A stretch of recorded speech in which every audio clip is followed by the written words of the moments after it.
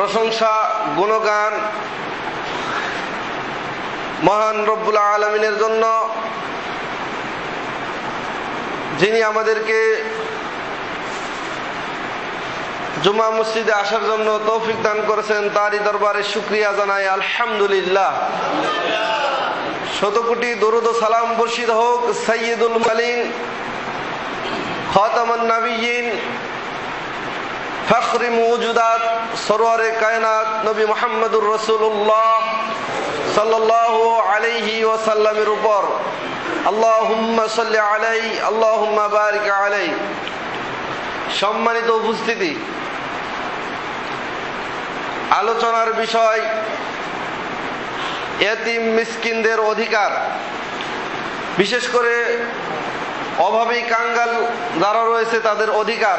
কেননা সামনে রমজান মাস, যদিচ আমরা জানি যে মৃত ব্যক্তি কেন্দ্রিক কোনো খাদ্যের আয়োজন আল্লাহ রসুল সাল্লাল্লাহু আলাইহি সাল্লাম বা সাহাবায়ে কেরাম, তাবিঈন ইজাম এবং তাবা তাবাঈন তারা কেউ করেন না, এরকম কোনো প্রমাণ পাওয়া যাচ্ছে না। তারপরেও যেহেতু বাপদাদা থেকে চলে আসছে, ছাড়তে পারি না। মনে একটা আকাঙ্ক্ষা, দোকান উদ্বোধন করলে, ছেলে বিদেশ চলে গেলে, অসুস্থ হলে, বাচ্চা জন্মগ্রহণ করলে, কোনো বিপদ আপদ আসলে, যে কোনো বিপদ আপদ আসে বা কোনো অনুষ্ঠান বাজে, কিছু হুজুর ডাকো, কিছু মুন্সি ডাকো, ডেকে খাওয়িয়ে দিয়ে একটা অনুষ্ঠান করে দাও। এটা আমাদের রেওয়াজ, এটা আমাদের পদ্ধতি, বহুদিন থেকে চলে আসছে। সেটা সহজে আমরা ছাড়তে পারি না।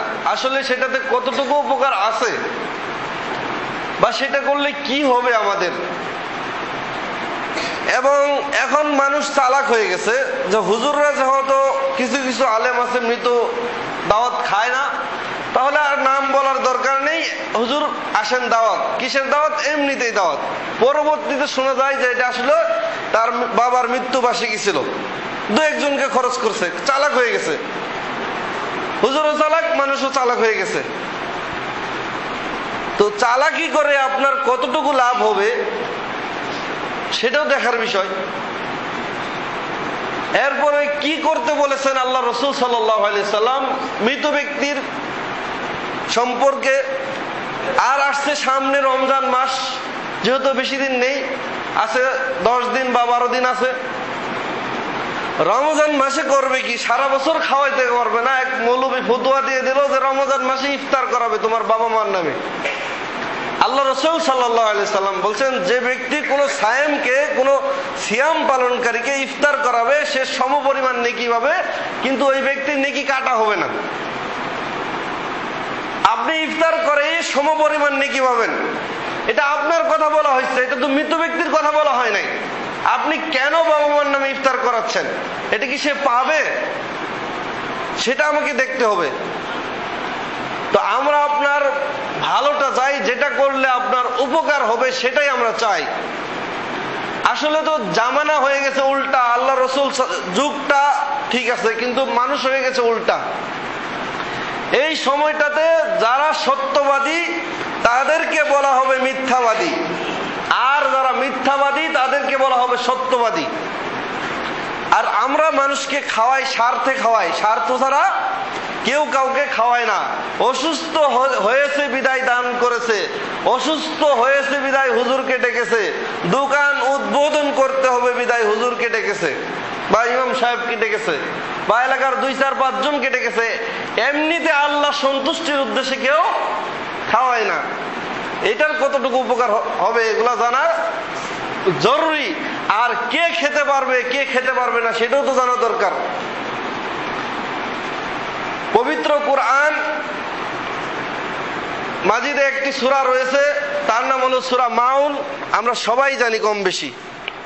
সূরা মাউন তেলাওয়াত করি, আসলে সেটাতে কি বলেছেন আসুন আমরা খতিয়ে দেখি। আল্লাহ রাব্বুল আলামিন সূরা মাউনের মধ্যে কি বলেছেন। 3টি আয়াত আপনাদের সামনে পড়ব এবং 3টি আয়াতকে কেন্দ্র করে আজকের আলোচনা ইতি টানবো। আল্লাহুম্মা তাওফিক ইল্লা বিল্লাহ। أعوذ بالله من الشيطان الرجيم بسم الله الرحمن الرحيم أرأيت الذي يكذب بالدين فذلك الذي يدع اليتيم ولا يحض على طعام المسكين আল্লাহ বলতেছেন আরাআইতাল্লাযী ইউকাযযিবু বিদ্দীন, হে নবী মুহাম্মদ সাল্লাল্লাহু আলাইহি ওয়াসাল্লাম, আপনি কি দেখেছেন ওই ব্যক্তিকে যে ব্যক্তি কিয়ামত দিবসকে, বিচার দিনকে অস্বীকার করে? আমরা কি এখানে কেউ আছি যে কিয়ামতকে অস্বীকার করি? ইমান তো কিছু আছে, ভিতরে কিছু আছে বিদায় জুমা মসজিদে এসেছি। কিন্তু আল্লাহ বলতেছেন, হে নবী আপনি কি তাদেরকে চিনেন যারা কিয়ামত দিনকে, বিচারের দিনকে অস্বীকার করে? আল্লাহর কাছে আসতে হবে এই কথাকে অস্বীকার করে। কোন দিনকে অস্বীকার করে চলুন একটু দেখে নিয়ে আসি। আল্লাহ রাব্বুল আলামিন সূরা ইনফিতরের মধ্যে বলছেন 1 থেকে 5 নম্বর আয়াত, 5টি আয়াত আপনার সামনে পড়ব। আল্লাহ রাব্বুল আলামিন বলছেন বিসমিল্লাহির রহমানির রহিম ইযাস সামাউ ফাতারাত, যখন আকাশসমূহ ফেটে চৌচির হয়ে যাবে, আকাশগুলি ফেটে চৌচির হয়ে যাবে, সমস্ত আকাশ ফেটে পড়তে থাকবে, চৌচির হয়ে যাবে। ওয়াইদাল কাওয়াকিবু তাসারাত, তারকাগুলি খসে পড়তে থাকবে, বিক্ষিপ্ত হয়ে আসমানের তারকাগুলি খুলে যেতে থাকবে। ওই দিন এমন একটি দিন, ওয়াইদাল কাওয়াকিবু তাসারাত ইযাস সামাউ ফাতারাত ওয়াইদাল কাওয়াকিবু তাসারাত ওয়াইদাল বিহারু ফুজ্জিরাত, যখন সমুদ্রে আগুন লেগে যাবে, সমুদ্রের পানিতে, মহাসমুদ্রের মধ্যে আগুন লেগে যাবে। ওয়াইদাল কুবুরু বুসিরাত, কবরগুলি খুলে দেওয়া হবে, সমস্ত লাশ উঠতে থাকবে। ওয়াইদাল কুবুরু বুসিরাত আলিমাত নাফসুম মা কদ্দামাত ওয়া আখরাত, তখন প্রত্যেক ব্যক্তি তার আগে এবং পরের কৃতকর্ম সম্পর্কে জানতে পারবে। এবং আল্লাহ বলেছেন সূরা কারিয়ার মধ্যে, এই পাহাড়গুলি ধ্বনিত তুলার মতো উঠতে থাকবে, রঙিন পশমের মতো। এই বড় বড় উহুদ পাহাড়, হিমালয় পাহাড় পশমের মতো, রঙিন তুলার মতো, যাতে মানুষ দেখতে পায়। সাধারণ তুলা নয়, রঙিন পশমের মতো উঠতে থাকবে আকাশ দিয়ে, মানুষের সামনে উঠতে থাকবে। সমুদ্রে আগুন লেগে যাবে, আসমানের তারকাগুলি খুলে খুলে পড়তে থাকবে। ওই দিনকে কে অস্বীকার করে? হে নবী আপনি কি জানেন? এই ভয়াবহ দিনকে কে অস্বীকার করে আপনি কি জানেন? যে এই ভয়াবহ দিনে সমস্ত মানুষ বেহুশ হয়ে যাবে, এই ভয়াবহ দিনকে কে অস্বীকার করে? আল্লাহ নবীকে জিজ্ঞাসা করতেছেন, নবী কি জানেন? নবী জানেন না, কে অস্বীকার করেন? এরপরে আল্লাহ বলতেছেন ফাযালিকাল্লাযী ইয়াদউল ইয়াতীম, ও হলো সেই ব্যক্তি যে এতিমকে গলা ধাক্কা দেয়, এতিমকে গলা ধাক্কা দিয়ে বের করে দেয়, এতিমের সাথে খারাপ আচরণ করে, হলো সেই ব্যক্তি। ওয়ালা ইয়াহুদ্দু আলা তুআমিল মিসকিন, ওয়ালা ইয়াহুদ্দু আলা তুআমিল মিসকিন, আর তারা হলো ওই ব্যক্তি যারা মিসকিনকে, অসহায়কে, কাঙ্গালকে খাদ্য দানে উৎসাহিত করে না, নিজে খাদ্য দিতে পারে না কিন্তু আরেকজনকে উৎসাহিত করে না। এরা হলো কিয়ামত দিনকে অস্বীকার করে। যেই দিনে মুহাম্মদুর রাসূলুল্লাহ সাল্লাল্লাহু আলাইহি সাল্লাম সহ বেহুশ হয়ে যাবেন, যেই দিনে আল্লাহ রাব্বুল আলামিনের দয়া থাকা সত্ত্বেও কিছু মানুষের উপরে আল্লাহ দয়া করবেন না, ওই দিনকে অস্বীকার করে। কে অস্বীকার করে? আরেকজন আছে যারা সালাত সম্পর্কে উদাসীন, ফাওয়াইলুল লিল মুসাল্লিন, আজকে ওটা আলোচ্য বিষয় নয়, যারা নিজেদের সালাত সম্পর্কে গাফিলতি করে, এরা কিয়ামত দিবসকে অস্বীকার করে। তাহলে 1 নম্বর কে? যে ব্যক্তি এতিমকে গলা ধাক্কা দেয়, তার বাড়িতে এতিম আছে, প্রতিবেশী এতিম আছে, এতিমকে গলা ধাক্কা দেয়।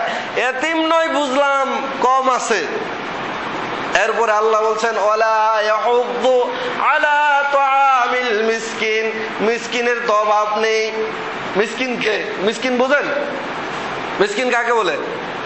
ফকির আর মিসকিন এই দুইটা আমরা বুঝি না, অনেকেই বুঝি না। ফকির মানে একদম নিঃস্ব, মিসকিন মানে কিছু আছে কিছু নেই। মিসকিনের কথাই আল্লাহ বেশি বলেছেন, কারণ মিসকিন মানুষের কাছে চাইতে পারে না। আগে ছিল অনেক ধন সম্পদ, কিছু কমে গেছে, অভাবের তাড়নায় মানুষের কাছে চাইতেও পারে না, সইতেও পারে না, লজ্জা পায় মানুষের কাছে চাইতে। ওদের কথাই আল্লাহ বেশি বলেছেন। ওয়ালা ইয়াহুদ্দু আলা তুআমিল মিসকিন, যারা মিসকিনকে খাদ্য দিতে উৎসাহিত করে না, নিজে পারো না উৎসাহিত করো না, আরেকজনকে বলো না কেন মিসকিনকে খাদ্য দাও, অভাবীকে খাদ্য দাও। এরা বিচার দিবসকে অস্বীকার করে। আল্লাহ রাব্বুল আলামিন যেহেতু এতিমের কথা আসছে, 2 নম্বর আয়াতে এতিম সম্পর্কে একটি আয়াত আপনাকে শোনাই, যারা এতিমের মাল খায় তারা কি করে। এ সম্পর্কে আল্লাহ রাব্বুল আলামিন পবিত্র কোরআনের সূরা নিসা 4 নম্বর সূরা 10 নম্বর আয়াতে বলেন, ইন্নাল্লাযীনা ইয়াকুলুনা আমওয়ালাল ইয়াতামা যুলমা, যারা এতিমের অর্থ সম্পদ অন্যায়ভাবে ভক্ষণ করে, ইন্নামা ইয়াকুলুনা ফি বুতুনিহিম নারন, তারা নিজেদের পেটকে আগুন দ্বারা পূর্ণ করে নেয়। কি করে? যারা এতিমের সম্পদ অন্যায়ভাবে ভক্ষণ করে তারা নিজেদের পেটকে আগুন দ্বারা ভরে নেয়। ওয়াসায়াসলাউনা সাঈরা, অচিরেই তারা জাহান্নামে প্রবেশ করবে, আগুনে নিক্ষিপ্ত হবে। এটা হলো একটা পরিণতি। এতিম সম্পর্কে আলোচনা করতে হলে কমপক্ষে 2টা জুমার দরকার। তো আজকের বিষয় হলো মিসকিন, যারা অভাবী তাদের বিষয়ে আলোচনা। এরপরে আল্লাহ রাব্বুল আলামিন সূরা 3 নম্বর আয়াতে বলছেন ওয়ালা ইয়াহুদ্দু আলা তুআমিল মিসকিন, ওরাই অস্বীকার করে যারা এতিম মিসকিনকে খাদ্য দেয় না। আল্লাহ রাব্বুল আলামিন সূরা জারিয়াতের 19 নম্বর আয়াতে বলেন ওয়াফি আমওয়ালিহিম হাক্কুন লিসাইলি ওয়াল মাহরুম, ধনীদের সম্পদের মধ্যে রয়েছে অভাবগ্রস্ত মিসকিন এবং বঞ্চিতদের অধিকার। কার সম্পদে? ধনীদের সম্পদের মধ্যে। খেয়াল করুন, আজকের আলোচ্য বিষয় মাথার ভিতরে ভালো করে ঢুকান। এই 2টা বিষয় আপনার মাথার মধ্যে, ব্রেনের মধ্যে নিয়ে যান, যে এই জিনিসটা সমাজের প্রত্যেকটা রন্ধ্রে রন্ধ্রে, প্রত্যেকটি মানুষের রন্ধ্রে রন্ধ্রে রয়েছে। এদিকে কেউ খেয়াল করে না। মিসকিন চিনি না, খেয়াল করবো কিভাবে? যার জন্য সমাজে অশান্তি। তাহলে বঞ্চিত যারা অভাবগ্রস্ত তাদের হক রয়েছে কার মধ্যে? যারা ধনী তাদের মালের মধ্যে আল্লাহ বলে দিয়েছেন তাদের মধ্যে হক রয়েছে। এরপরে আল্লাহ রাব্বুল আলামিন সূরা ফাজরের মধ্যে আল্লাহ বলেন যে তোমরা একে অপরকে খাদ্য দানে, অন্ন দানে উৎসাহিত কেন করো না? তোমাদেরকে উৎসাহিত করতে হবে, যদি না করো এর শাস্তি অনেক ভয়াবহ। আল্লাহ রাব্বুল আলামিন পবিত্র কোরআনে এবং মুহাম্মদ সাল্লাল্লাহু আলাইহি সাল্লামের হাদিসে বিভিন্ন জায়গায় বিভিন্ন ভাবে বর্ণনা দিয়েছেন। সূরা ফাজরের মধ্যে আল্লাহ বলতেছেন ওয়ালা তাহাযুনা আলা তুআমিল মিসকিন, তোমরা অভাবগ্রস্তদের খাদ্য দানে পরস্পরে উৎসাহিত করো না। আমরা যে করি না এটা আল্লাহ জানেন। আল্লাহ বলেই দিয়েছেন 1450 বছর আগে যে তোমরা একে অপরকে, মিসকিনকে, অভাবগ্রস্ত যারা আছে তাদেরকে খাদ্য দানে উৎসাহিত করো না। আরেকটি কথা প্রচলিত রয়েছে, যে এটা হলো প্রচলিত কথা, আগের মুন্সি মৌলবীরা বলে, মানে খাওয়ার একটা পায়তারা কি দাওয়াত, তো আমাদের মতো যারা আছে তারা তো বন্ধ করে দিয়েছে, মৃত্যুবাসী কি খাওয়া বন্ধ করে দিছে। এখন তারা বলতেছে যে দানা খরচ করার মতো কোনো নেকের কাজই নাই। দানাটা কে খাবে? ধনী খাবে না গরিবে খাবে? খাদ্যটা কে খাবে? ধনীয়ে খাবে না গরিবে খাবে? একটা কাপড় পরিষ্কার আয়রন করে রাখছেন সুন্দর করে ধুয়ে, ওইটা ধুবেন না ময়লাটা ধুবেন? আপনি ধুবেন কোনটা, কাচবেন কোনটা? যেটা ময়লা সেটা না আয়রন করে রেখে দিয়েছেন ওইটা? ময়লাটা ধুবেন। যার পেটে খাবার নাই তাকে খাবার দিবেন না ধনীকে খাবার দিবেন? আপনি বলেন তো, একটা মুসলমানের অনুষ্ঠান বলেন, এগুলো তো নেই, অথবা কি অনুষ্ঠান বলেন, সেখানে কে বেশি খায়, ধনীরা না ফকির মিসকিনরা? যে প্রাইভেট কার নিয়ে এসেছে, চেয়ারম্যান, মেম্বার, এমপি, মন্ত্রী, এরপরে মোড়ল, মাতাব্বর, দেওয়ান, মোড়ল সবাই আসছে, তাদেরকে টেবিলে বসিয়ে দিয়েছেন। আর ওই ফকির ভিক্ষুক আসছে, ওরা দাঁড়ে দাঁড়ে ঘুরছে, কলা পাতা নিয়ে তাদেরকে দিয়ে দিয়েছেন, অথবা চটের মধ্যে বিছিয়ে দিয়েছে, এদেরকে টেবিলে সুন্দর করে খাওয়াচ্ছে। কি ঠিক না? আমি তা বললাম। এই জন্য আল্লাহ বলছেন, তোমরা মিসকিনকে খাদ্য দানে উৎসাহিত করো না। যে আপনাকে খাওয়াতে পারে তাকে খাওয়ান, যে আমাকে খাওয়াতে পারে তাকে আমি খাওয়াই।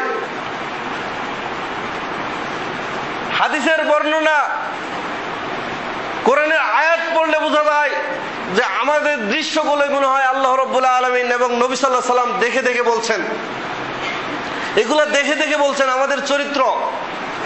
আল্লাহ বলতেছেন যে তোমরা কি করো না, একে অন্যকে খাদ্য দানে উৎসাহিত করো না। এরপরে আল্লাহর নবী সাল্লাল্লাহু আলাইহি সাল্লাম সহিহুল বুখারীর 5649 নম্বর হাদিসে বলেন, আবু মুসা আশআরী রাদিয়াল্লাহু আনহু হইতে বর্ণিত, রাসূলুল্লাহ সাল্লাল্লাহু আলাইহি সাল্লাম বলেছেন, আতইমুল জাইয়া ওয়াউদুল মারিদা ওয়া ফুকুল আন। আতইমুল জাইয়া, তোমরা ক্ষুধার্তকে খাবার দাও, অন্ন দাও। যারা ক্ষুধার্ত তাদেরকে কি দাও? খাবার দাও। এবং যারা অসুস্থ, ওয়াউদুল আন ওয়াউদুল মারিদ, যারা অসুস্থ তাদেরকে সেবা করো। এ কথা বলেন নাই যে আমার বাবা অসুস্থ, হুজুরকে 500 টাকা দাও, হুজুর জুমার দিন দোয়া করবেন। কি বলছেন? যারা অসুস্থ তাদেরকে সেবা করো। দোয়া করলে কাজ হবে না, তার কাছে গিয়ে বসে শরীরে হাত দিয়ে আপনি দোয়া পড়েন, সেটা হবে তার জন্য মঙ্গল, আপনার জন্য মঙ্গল। আপনি কাছে গেলে তার ভালো লাগবে, ভালো লাগবে না? অসুস্থ হলে অসহায় মনে হয়, একটা মানুষ পাশে গিয়ে যখন তার পাশে বসে দুইটা কথা বলে তার একটু ভালো লাগে। অসুস্থ হলে একা পড়ে থাকে, আর আমরা করি কি, হুজুর ডাক দাও, একটু দাওয়াত খাওয়াই দাও। প্রতিদিন দেখতে যান। আল্লাহর নবী সাল্লাল্লাহু আলাইহি সাল্লাম বলেছেন, সহিহ মুসলিমের হাদিস, যে ব্যক্তি কোন মুসলিম ব্যক্তিকে সকালবেলা অসুস্থ ব্যক্তিকে দেখতে গেল, তাহলে যতক্ষণ সে ওখানে থাকলো সে জান্নাতের বাগানে আরোহণ করতে থাকলো, এবং সকালবেলা গেলে সারাদিন 70,000 ফেরেশতা তার জন্য রহমত কামনা করবে, মাগফিরাত কামনা করবে। আর এইতে অনুষ্ঠান করো। আল্লাহ রাব্বুল আলামিন আল্লাহর নবী সাল্লাল্লাহু আলাইহি সাল্লামকে জানিয়ে দিলেন, মানুষকে বলে দাও যে যখন মানুষ অসুস্থ হয় তাদের সেবা করো। 3 নম্বরে আল্লাহর নবী সাল্লাল্লাহু আলাইহি সাল্লাম বললেন, ওয়াফুকুল আন, যারা কষ্টে পতিত তাদেরকে উদ্ধার করো, যারা কষ্টে আছে তাদেরকে তুমি উদ্ধার করো। 1 নম্বর বললেন, যাদের পেটে খাবার নাই তাদেরকে খাবার দাও। বলে নাই যে ধনী মানুষকে ডেকে এনে খাবার খাও। বিবাহের দাওয়াত দেয়, কাকে দেয়? যে টাকা দিতে পারবে তাকে দেয়। হোটেল সিস্টেম, পুত্রবধূ বসায় রাখছে, নায়িকাকে দেখবে আর টাকা দিবে, টিকিট কাটা হচ্ছে, হোটেল সিস্টেম করা হচ্ছে। বেহায়া, ও প্রথম দিনই হাজার হাজার মানুষ দিয়ে জিনা করায় নিচ্ছে। ওই পুত্রবধূ আপনাকে ঝাঁটা দিবে না তো কি দিবে? পুত্রবধূ পর্দায় থাকবে, আর বিভিন্ন জায়গা থেকে মানুষ এসে এসে দেখবে আর টাকা দিবে। তাই চলছে না? অধিকাংশ সমাজে তাই চলছে। এটা কি মুসলিমের চিত্র? কখনো না। শ্বশুর বাড়ি থেকেও যৌতুক নিয়েছে, সেটা দিয়েও হয় না। আপনি না পারলে একটা মুরগি জবাই করে 2 জনকে খাওয়ান। সাহাবী বিবাহ করছে, রাসূল সাল্লাল্লাহু আলাইহি সাল্লাম জানেন না সাহাবীর বিবাহ কি হয়নি? আর আপনার ছেলের বিবাহ, পুরা এলাকার মানুষকে দাওয়াত দিতে হবে, দিয়ে দিয়ে টাকা নিতে হবে। আপনার সামর্থ্য থাকলে আপনি পুরা গ্রাম খাওয়ান, আর বেশি থাকলে থানা খাওয়ান, সমস্যা নাই। থানাতে যত মানুষ আছে সবাইকে খাওয়ান, আর যদি বেশি থাকে জেলার মানুষ খাওয়ান। কিন্তু আপনি কেন টাকা নিচ্ছেন? ওখানে দেখা গেছে গরিবদেরকে খাওয়ানো হচ্ছে না। আল্লাহ নবী সাল্লাল্লাহু আলাইহি সাল্লাম বলেছেন ওই অলিমার খাওয়া হলো নিকৃষ্ট খাওয়া, ওই অলিমার খাওয়া হলো কুকুরের খাবার, যেটাকে শুধু ধনী গরিব বেছে বেছে দাওয়াত দেওয়া হয়। যেই অলিমার দাওয়াতে শুধু ধনী গরিব বেছে বেছে দাওয়াত দেওয়া হয়, গরিব মানুষ দু একটা দিছে, তার কাজ করে এই জন্য দিয়েছে। ওই অলিমাতে আল্লাহ নবী সাল্লাল্লাহু আলাইহি সাল্লাম বলছেন ওটা নিকৃষ্ট খাবার। সারা পৃথিবীতে তাই চলছে, যে টাকা দিতে পারবে সে যাবে, যে দিতে পারবে না সে যাবে না। আল্লাহ নবী সাল্লাল্লাহু আলাইহি সাল্লাম বললেন ক্ষুধার্তকে খাবার দাও, আর আমরা ধনীকে খাবার দেই। পুরা উল্টা চলছে। সহিহুল বুখারী হাদিস নাম্বার 2442, আল্লাহ নবী সাল্লাল্লাহু আলাইহি সাল্লাম বলেছেন আখুল মুসলিমু আল মুসলিমু আখুল মুসলিম, একজন মুসলিম আরেকজন মুসলিমের ভাই, সে তার উপর অত্যাচার করবে না এবং সে তাকে ধ্বংসের দিকে ঠেলে দিবে না। কথাটা খেয়াল করবেন, আল্লাহ নবী সাল্লাল্লাহু আলাইহি সাল্লাম বলছেন একজন মুসলিম আরেকজন মুসলিমের উপর অত্যাচার করবে না, তাকে ধ্বংসের দিকে ঠেলে দিবে না। এখন অত্যাচার যত পারো করো, আর আরেকজনকে ডামানোর চিন্তা সারাদিন করো। অথচ আল্লাহ রাসূল সাল্লাল্লাহু আলাইহি সাল্লাম নিষেধ করে গেলেন। এরপরে আল্লাহ নবী সাল্লাল্লাহু আলাইহি সাল্লাম বলছেন মান কানা ফি হাজাতান আখিহি, যে ব্যক্তি তার ভাইয়ের, মুসলিম ভাইয়ের একটা হাজত পূর্ণ করবে, যে ব্যক্তি তার মুসলিম ভাইয়ের একটি হাজত, একটা প্রয়োজন, একটি দরকার পূরণ করবে, কান আল্লাহু ফি হাজাতিহি, আল্লাহ রাব্বুল আলামিন তার প্রয়োজন পূর্ণ করে দিবেন। আপনি যদি কোনো মুসলিম ভাইয়ের একটি প্রয়োজন পূর্ণ করেন, তাহলে আল্লাহ রাব্বুল আলামিন স্বয়ং আপনার প্রয়োজন পূর্ণ করে দিবেন।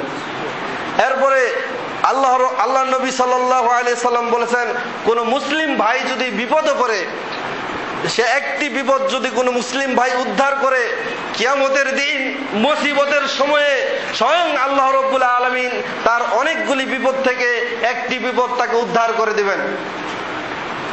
আল্লাহ নবী সাল্লাল্লাহু আলাইহি সাল্লাম এরপর বলেছেন ওমান সাতারা মুসলিমান সাতারাল্লাহু ইয়াউমাল কিয়ামা, যে ব্যক্তি কোন মুসলমানের দুষ্ত্রুটি ঢেকে রাখবে, গোপন রাখবে দুষ্ত্রুটি, কিয়ামতের দিন আল্লাহ রাব্বুল আলামিন যে ব্যক্তি গোপন রেখেছে তার দুষ্ত্রুটিও গোপন রেখে দিবেন।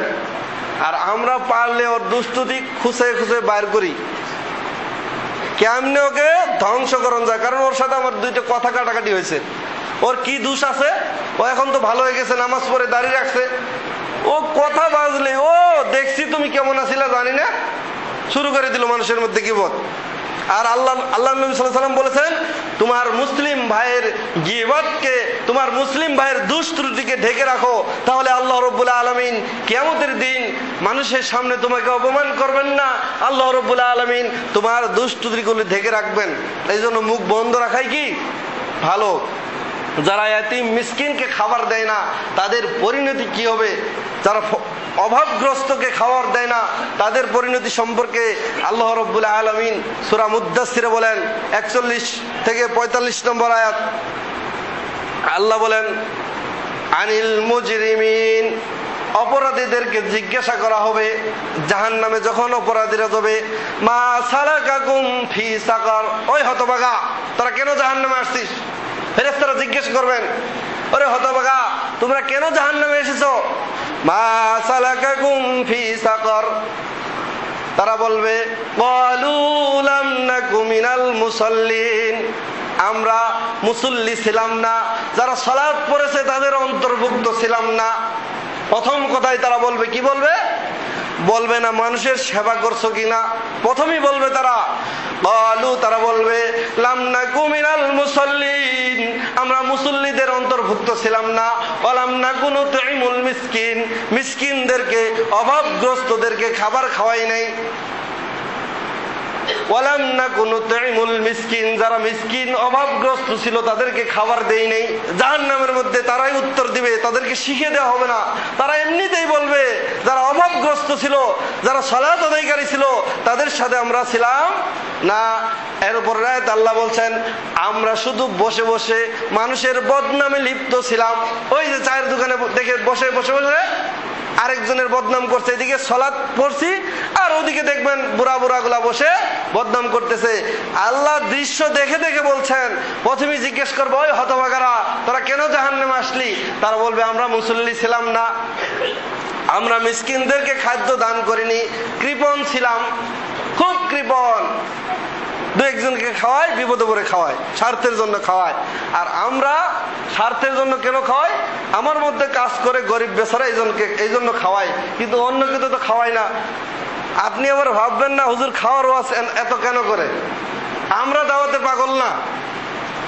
পৃথিবীতে মানুষের দুইটা জিনিসের লোভ বেশি, সেটা হলো খাবার আর একটা হলো টাকার। দাওয়াতে গেলে তো টাকাও পাওয়া যায় ভাই, পাওয়া যায় না?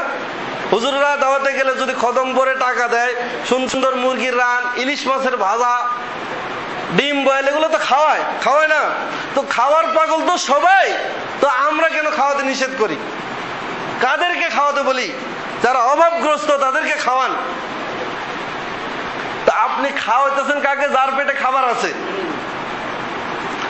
এটা আমরা নিষেধ করি, যেটা আপনার জন্য মঙ্গলজনক, যেটা আপনার জন্য কল্যাণকর, সেটা করেন আপনি।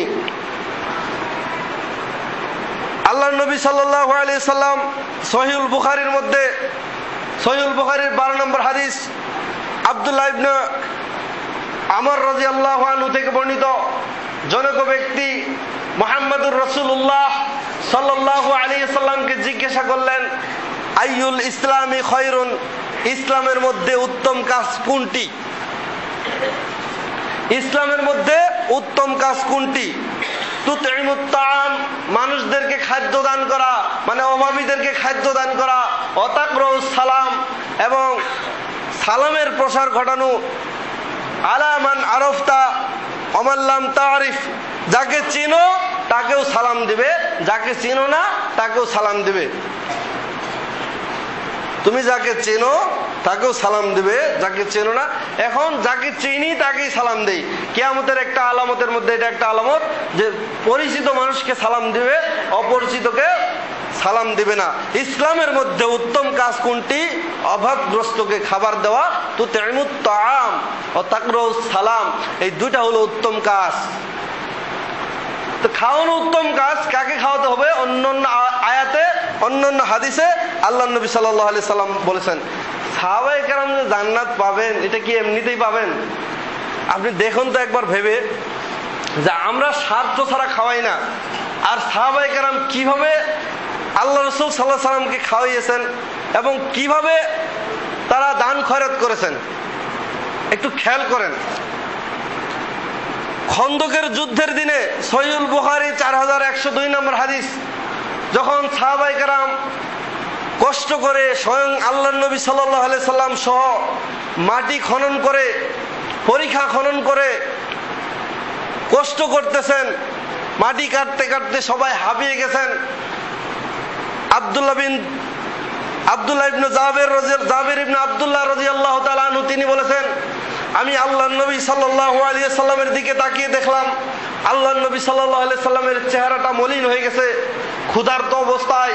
আল্লাহর নবী সাল্লাল্লাহু আলাইহি সাল্লাম নিজে মাটি কাটতে কাটতে অনেক ক্ষুধা লেগেছে পেটে, ক্ষুধার ছাপ দেখে দৌড়িয়ে চলে গেলাম বিবির কাছে। বিবিকে গিয়ে বললাম, বিবি তোমার কাছে আছে কি কিছু? তখন বিবি একটি চামড়ার পাত্র থেকে 1 সা জব বের করে আনলেন। 1 সা মানে 2.5 কেজি, আর কিছুই নাই, 1 সা জব রয়েছে। বিবি দৌড়িয়ে গিয়ে 1 সা জব বের করে এনে স্বামীর সামনে বের করে দিলেন। এদিকে স্বামী চলে গেলেন। জাবির ইবনে আব্দুল্লাহ রাদিয়াল্লাহু তাআলা আনহু তিনি বলছেন যে আমার বাড়িতে একটি মাত্র বকরির বাচ্চা রয়েছে। বকরি মানে কি? ছাগল। একটি ছাগলের বাচ্চা, কয় কেজি গোশত? 5 কেজি। আমি সেটাকে জবাই করে দিলাম, আর আমার বিবি ওই জবকে পিষতে থাকলেন। আমার কাজ শেষ হওয়ার সাথে সাথে বিবির কাজও শেষ। মানে বিবি খামির বানিয়ে ফেলছে, আটার জব পিষে খামির বানিয়ে ফেলছে। এবার জাবের ইবনে আব্দুল্লাহ রাদিয়াল্লাহু তাআলা আনহু তিনি বলছেন যে আমি গোশতগুলিকে ডেকসিতে ভরে ফেললাম, ভরে আল্লাহর নবী সাল্লাল্লাহু আলাইহি সাল্লামের দিকে ফিরে চললাম। বিবি বললেন, স্বামী গো, 1000 মানুষ পরীক্ষা খনন করতেছে, 1000 সাহাবী আল্লাহর নবী সাল্লাল্লাহু আলাইহি সাল্লাম সহ সেই খন্দকের যুদ্ধের পরীক্ষা খনন করতেছে, মাত্র 2.5 কেজি জবের আটা আর একটা বকরির বাচ্চা, এত মানুষ তো খেতে পারবে না, আমাকে তাদের সামনে অপমান করবেন না। এবার স্বামী দৌড়িয়ে চলে গেছে, আল্লাহর নবী সাল্লাল্লাহু আলাইহি সাল্লামের পেটে ক্ষুধা, আল্লাহ সন্তুষ্টির জন্য সাহাবী দৌড়াচ্ছেন। দৌড়ে গিয়ে আল্লাহর নবী সাল্লাল্লাহু আলাইহি সাল্লামকে বললেন, আল্লাহ রাসূল সাল্লাল্লাহু আলাইহি সাল্লাম, আপনি এবং আপনার অল্প কিছু সাথী নিয়ে আমার বাড়িতে আপনার দাওয়াত, চলেন আপনি খাবেন।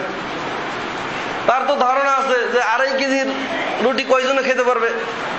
আল্লাহর নবী সাল্লাল্লাহু আলাইহি সাল্লাম উচ্চ স্বরে বললেন, সাহাবায়ে কেরাম, জাবের তোমাদের খানার ব্যবস্থা করেছেন, সাহাবায়ে কেরাম জাবের তোমাদের খানার ব্যবস্থা করেছেন, তোমরা চলো জাবেরের বাড়িতে তোমাদের খানা খাওয়ানো হবে।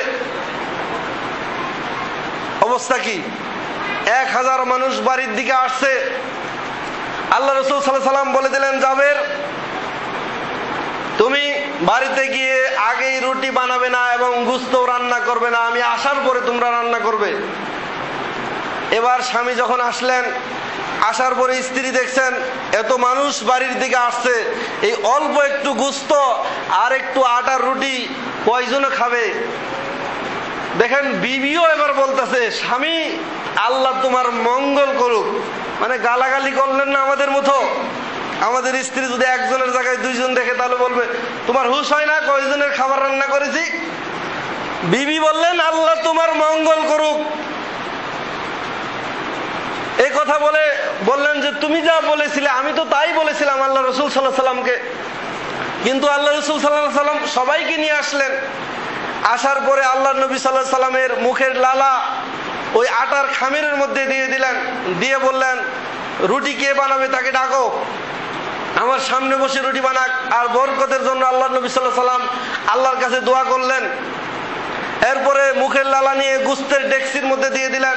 সাহাবায়ে কেরাম আল্লাহর নবী সাল্লাল্লাহু আলাইহি সাল্লামের থুতু ফালার সাথে সাথে শরীরে মেখে নিতেন তাদের বরকতের জন্য, এবং শরীরে কোনো রোগের জন্য মেখে নিতেন।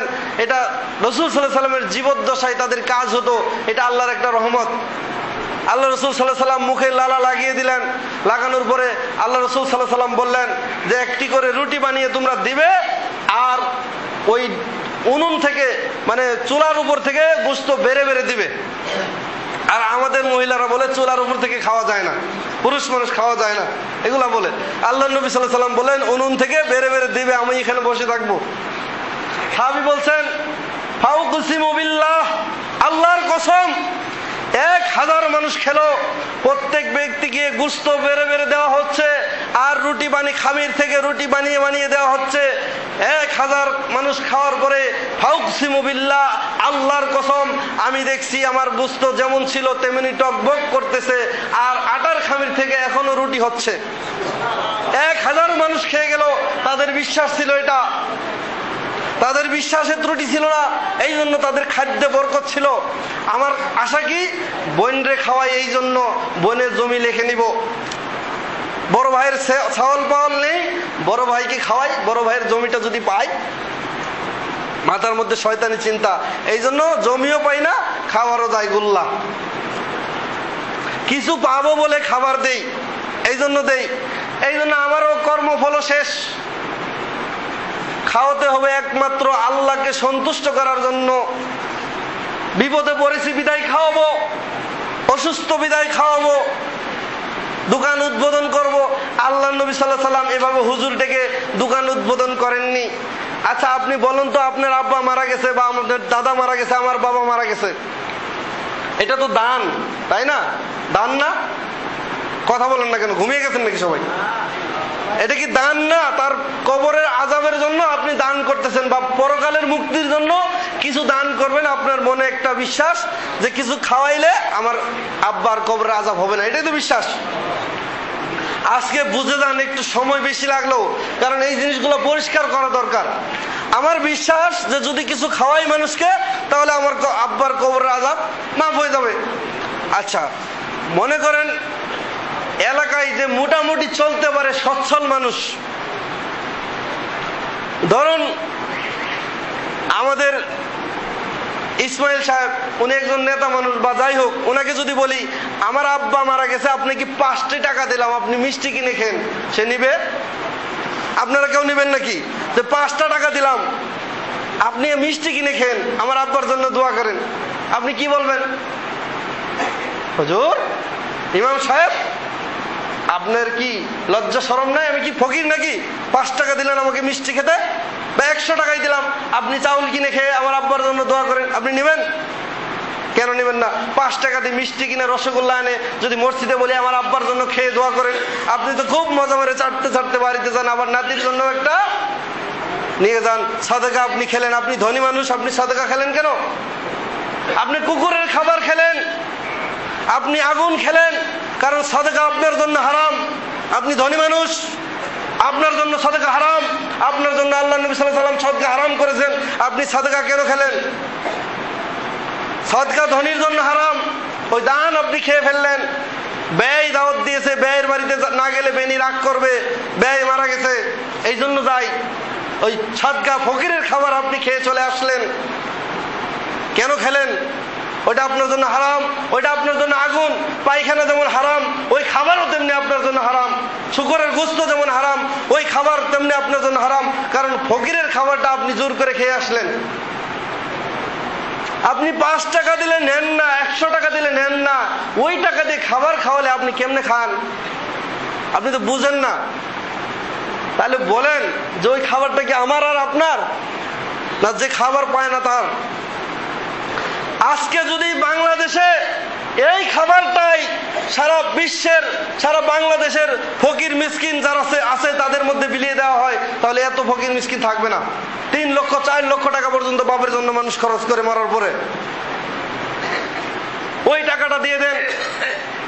এরপরে বর্ণনা আসছে সাহাবায়ে কেরাম কি করতেন, পিতামাতা মারা গেলে কি খাওয়াতেন, কিভাবে খাওয়াতে হবে। আল্লাহ রাব্বুল আলামিন সূরা দাহরের মধ্যে 76 নম্বর সূরা 8 এবং 9 নম্বর আয়াত আল্লাহ বলছেন, ওয়াইতুইমুনাত তুআমা আলা হুব্বি মিসকিনাও ওয়া ইয়াতীমান ওয়া আসীরা। যারা আল্লাহর ভালোবাসায় ইয়াতীম মিসকিনদেরকে খাবার দেয় এবং বন্দীদেরকে খাবার দেয়, কার জন্য? আল্লাহর ভালোবাসায়। ইন্নামা নুতইমুকুম লিওয়াজহিল্লাহি লা নুরিদু মিনকুম জাযাআন ওয়ালা শুকুরা। তারা বলে আমরা তোমাদেরকে খাদ্য দান করছি, ইন্নামা নুতইমুকুম লিওয়াজহিল্লাহ, একমাত্র আল্লাহকে সন্তুষ্ট করার জন্য তোমাদেরকে খাবার দেই, এবং তোমাদের কাছে এই খাবারের জন্য কোনো প্রতিদান চাই না, তোমাদের শুকরিয়াও চাই না, তোমরা আমাদেরকে বাহবা দিবে, সুনাম করবে, এই জন্য তোমাদেরকে খাওয়াই না। যারা জান্নাতি তাদের এটা একটা বৈশিষ্ট্য, তাদের একটা গুণ। তারা বলে যে আল্লাহকে সন্তুষ্ট করার জন্য, একমাত্র আল্লাহর ভালোবাসার জন্য তোমাদেরকে খাবার খাওয়াই। তাদের দুনিয়াতে এটা একটা বৈশিষ্ট্য। যারা খাওয়ায় তারা মানুষকে এইভাবে বলে না, বিপদে পড়লে শুধু খাওয়ায় না, সমস্যায় পড়লে খাওয়ায় না, পিতামাতার জন্য খাওয়ায় না, কিসের জন্য খাওয়ায়? একমাত্র আল্লাহকে সন্তুষ্টির জন্য খাওয়ায়। যদি এটা খাওয়ানো হয় তাহলে আপনিও বাঁচলেন আর ওই মানুষগুলোও বেঁচে গেল। কিন্তু আপনি যদি দান সদকা ধনী মানুষকে খাওয়ান, আপনি নিজেও তাদেরকে মারলেন, নিজেও মরলেন, এই খাবার কোনো উপকারে আসলো না। তাহলে খাওয়াতে হবে কাকে? যারা মিসকিন ফকির তাদেরকে। কিন্তু মৃত ব্যক্তি কেন্দ্রিক আল্লাহ নবী সাল্লাল্লাহু আলাইহি সাল্লাম এবং সাহাবায়ে কেরাম কোন আয়োজন করছেন কিনা, শুধু 2টা হাদিস আপনার সামনে বলবো। বুখারী মুসলিম মিশকাত 1854 নম্বর হাদিস, আয়েশা রাদিয়াল্লাহু আনহা হতে বর্ণিত। তিনি বলেন, জনৈক ব্যক্তি রাসূলুল্লাহ সাল্লাল্লাহু আলাইহি সাল্লামকে জিজ্ঞাসা করলেন, আল্লাহ রাসূল, আমার মা হঠাৎ করে মারা গেছেন, আমার মা হঠাৎ করে মারা গেছেন।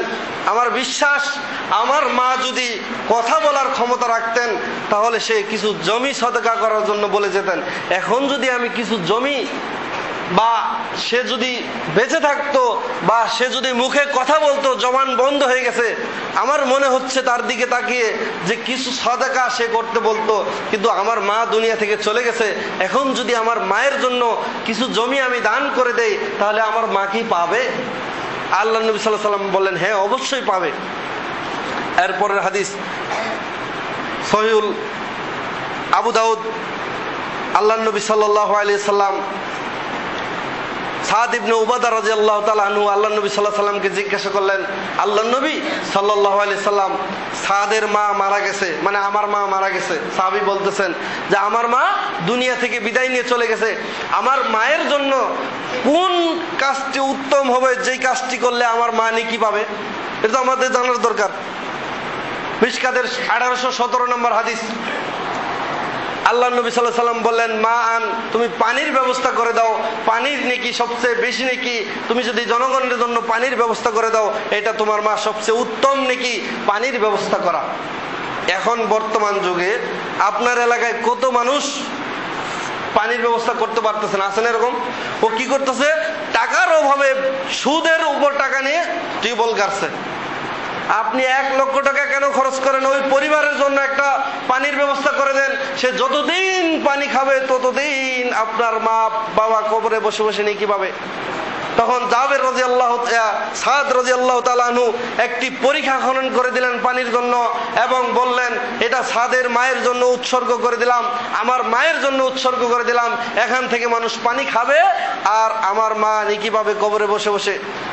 কই কোন সাহাবী তো বললেন না, যে কোন তাবী তো বললেন না আল্লাহ রাসূল সাল্লাল্লাহু আলাইহি সাল্লাম মারা গেলেন যে কিছু মানুষকে ডেকে খাওয়ার ব্যবস্থা করে দেই, অথবা রমজান মানে মানুষকে ইফতার খাওয়ায় রমজান মাসে।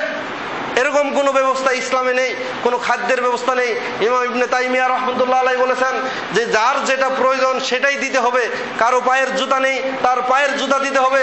কারো শরীরের কাপড় নেই, তাকে শরীরের কাপড় দিতে হবে। যেই ব্যক্তি অসুস্থ তাকে চিকিৎসা করাতে হবে। যার ঘরের চাল নেই তাকে ঘরের চাল কিনে দিতে হবে। যার থাকার ব্যবস্থা নেই তার থাকার ব্যবস্থা করে দিতে হবে।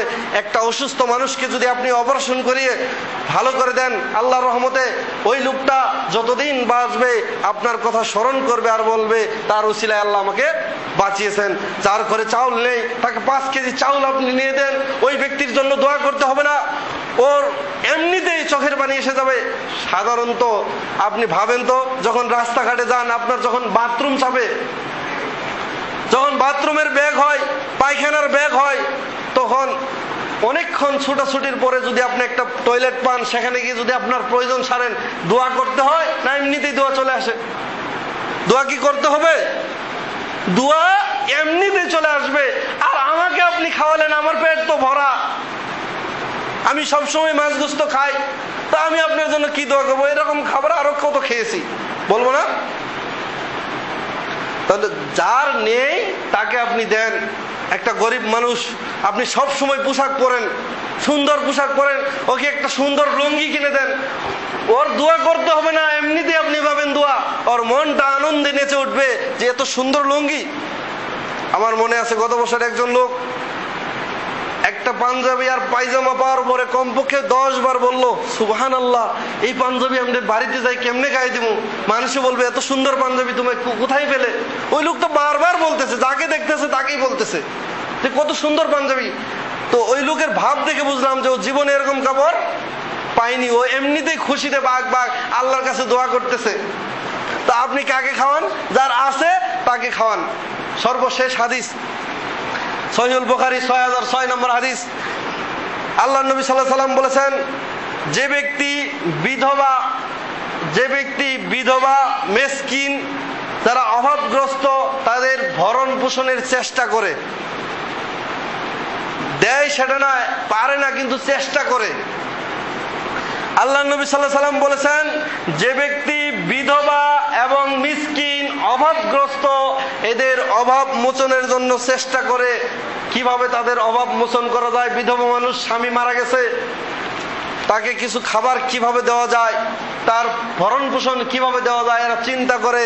আল্লাহ নবী সাল্লাল্লাহু আলাইহি সাল্লাম বলেছেন, কাল মুজাহিদি ফি সাবিলিল্লাহ, সে আল্লাহর রাস্তায় জিহাদকারীর মতো, অথবা ওই ব্যক্তি হলো যে ব্যক্তি দিনের বেলা সিয়াম পালন করে এবং রাতে দাঁড়িয়ে আল্লাহর ইবাদত করে, মানে তাহাজ্জুদের সালাত পড়ে ওই ব্যক্তির মতো সেই ব্যক্তি। যে ব্যক্তি চেষ্টা করে শুধুমাত্র, সে ব্যক্তি কি, যে আল্লাহ রাস্তায় জিহাদ করে তার মতো। আর যে ব্যক্তি রাত্রের বেলা দাঁড়িয়ে সালাত আদায় করে এবং দিনের বেলা সিয়াম পালন করে তার মতো, অন্য বর্ণনা আছে তার চেয়েও শ্রেষ্ঠ। কাকে দিতে বলেছেন? ধনীকে নয়। আর আল্লাহ নবী সাল্লাল্লাহু আলাইহি ওয়াসাল্লাম বলছেন মেহমানকে সম্মান করতে হবে, যে পরকালকে বিশ্বাস করে সে যেন মেহমানকে সম্মান করে। অতএব আসুন আমরা সঠিক পন্থায় ব্যয় করি, আল্লাহ আমাদের তৌফিক দান করুক। খবরদার, রমজান মাস আসতেছে, দান সাদকা বেশি বেশি করবেন, ঠিক আছে, কিন্তু এতিম মিসকিনকে বেশি বেশি করবেন, মানুষদেরকে খাওয়াবেন আল্লাহ সন্তুষ্টির জন্য। কার জন্য? আল্লাহ সন্তুষ্টির জন্য, পিতা মাতার জন্য। এভাবে খরচ করা, ইসালে সওয়াব বা কোরআন পাঠ এগুলা কিছুই পচবে না। সাদাকা, দান এগুলা পচবে। আল্লাহ আমাদের সঠিকটি বুঝে সঠিকটি করার তৌফিক দান করুক। আল্লাহুম্মা আমিন, আমিন সুম্মা আমিন। ওয়া আখিরু দাওয়ানা আলহামদুলিল্লাহি রাব্বিল আলামিন।